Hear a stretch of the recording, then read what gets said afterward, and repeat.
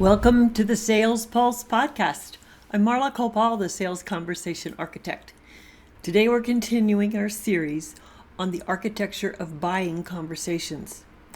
This series is for those established entrepreneurs who already have referrals, discovery calls, qualified buyers, and yet too many of those buyers are hesitating, they're stalling, or they're quietly disappearing before making a decision of yes. Last week I shared one idea that's the foundation of everything. The seller owns the conversation, the buyer owns the decision. Today we'll build on that idea because I think many of us have misunderstood what buyers actually need from us in order to say yes. So if you want more sales to close, then tune in to the Sales Pulse podcast weekly on Apple, Spotify, or YouTube. Hit that subscribe button now. I'm calling today's episode Why Buyers Don't Need More Information, but Do Need Room to Decide. Your sales conversation may feel really good to you. Smooth, it moves along without a hitch. The buyer seems engaged. They're asking thoughtful questions. They're nodding, they're taking notes. And they tell you they're interested. Then quickly, something changes. It sounds like the screeching of brakes stopping a car in the middle of the intersection. Suddenly, the buyer's questions become shorter, or the buyer themselves becomes quieter. You get the feeling that they're backing away, they're uncertain, and you make the mistake of explaining more. Or you start answering questions that they haven't asked for answers to. Do you offer another example, introduce another feature, tell another success story? Do you think you're helping? Let's reconsider. What would happen if you just stopped for about 30 seconds and let them make the next step? This is how you start helping buyers walk in to their own buying choice. This pause that you create will allow them to catch up on any new thinking. You'll stop choking them with new information that they have no room to process.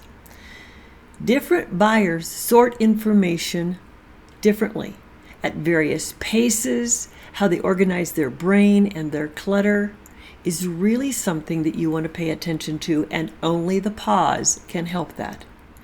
If you are force-feeding your buyer with too much of too much, then that's a pretty surefire way to get a no or I'll think about it. Let's consider this today. The information that you're giving them helps them justify their purchase. So more information does not move buying action forward. It's just giving them more to organize. Therefore, it's going to take longer for them to make the decision.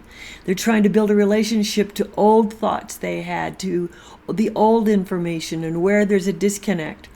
They're trying to discover if they misunderstand what you're saying or if there's any new questions they should ask so that they're a responsible buyer. You've just added pressure to them by giving them more information, unless they're ready to handle it. I'm going to repeat this. Buyers rarely need more information.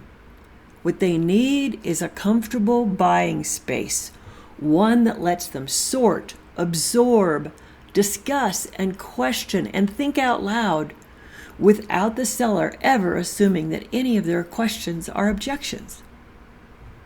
Let's take a look at the buyer. Every time the buyer is listening to you, they have to file what you just told them. They have to attach it to what they know and they don't know. They have to determine if what you're telling them is useful for them to have as information. They're trying to remember the goal that even stepped them into the conversation in the first place. Your chatter could be blocking any decision that they want to make. Remember, a buyer has things on their mind already. Maybe it's good to understand what they're thinking, what they've thought of, and maybe what they'd like to achieve before you even start talking about how your product could, should, or would be a fit for them. They have issues like timing, budget timing, implementation timing. They have questions about whether or not they have the right skill to even put into place what you're offering. You never hear their internal questions. The ones that say, will this really work for me? Or what happens after I say yes? Will they still be here for me? Or what could I be overlooking so I don't regret this choice later? All of those are going on for your buyer. If you're adding to their clutter, they can't even get to those questions, and maybe ask them out loud for you to help them walk through some answers. So when you're impacting the peace of mind of your buyer, high probability of them postponing a decision.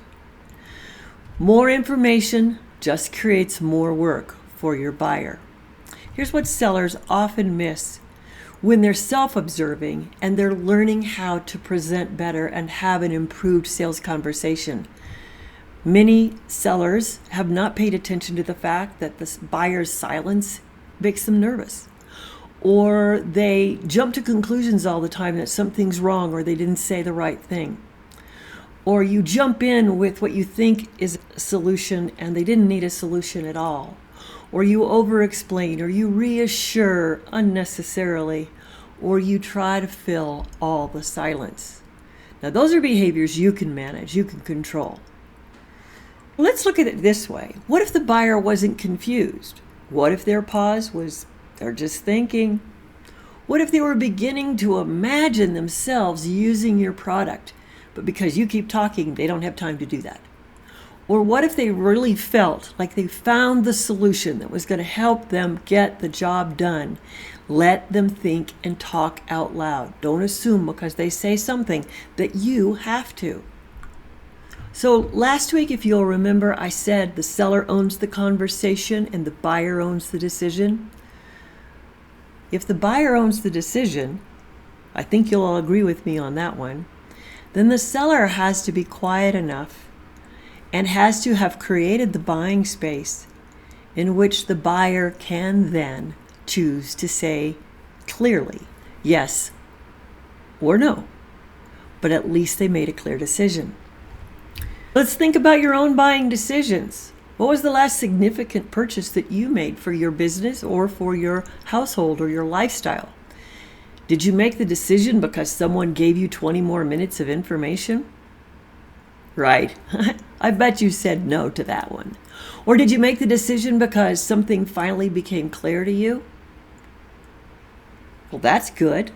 Whether you did it or your salesperson gave you time to think about it, that's the type of conversation you want.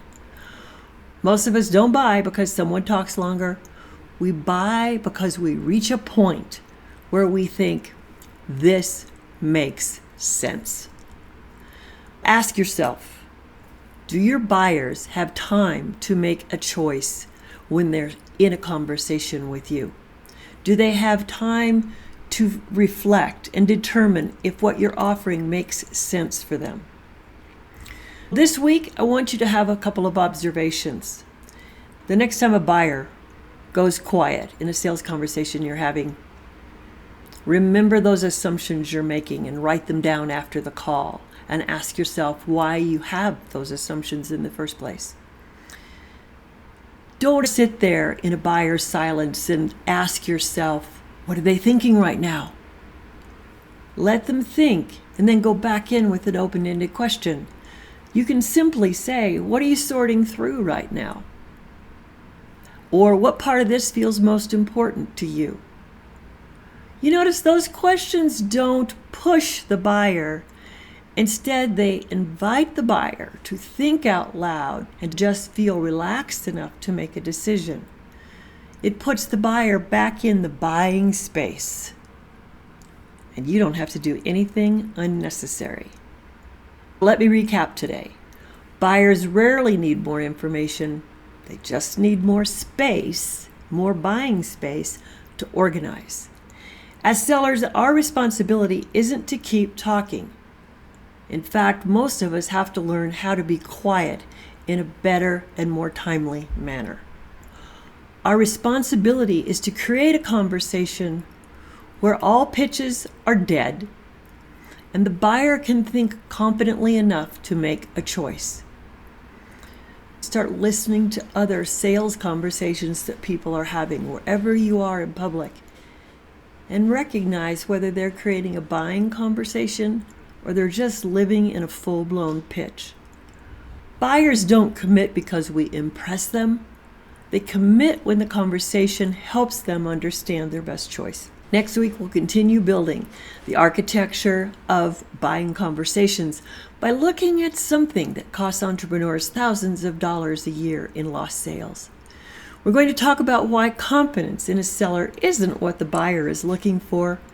Until next time, remember this: the seller owns the conversation, and the buyer owns the decision. And are you creating conversations that is allowing your buyer to make those decisions? Great sales conversations that create a buying space earn everything. I'm Marla Koupal, the Sales Conversation Architect. Tune in each week on YouTube, Apple, or Spotify for the Sales Pulse podcast. Until next time.